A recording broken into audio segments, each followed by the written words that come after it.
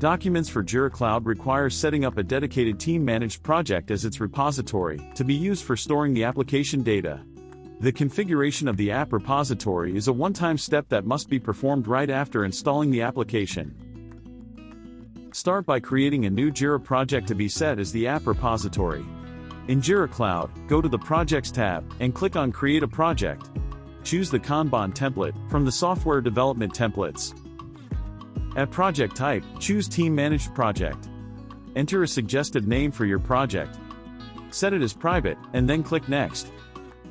The project is now created, but to be used as an app repository, it must be configured in a certain way. Go to the Notifications in the Project Settings tab, and delete all the notification events from the table. Then, go to the Repository tab, under the Manage Apps section, to complete the configuration. Select the project that you just created, and click on Configure Project. For the next step, you need to generate an API token. Click on the link indicated in the window that appears, and follow the steps. Once the API token is generated, paste it in the dialog box, along with your email address, and click Configure. If the configuration is successful, click the Set as Repository button, and now the configuration is fully completed.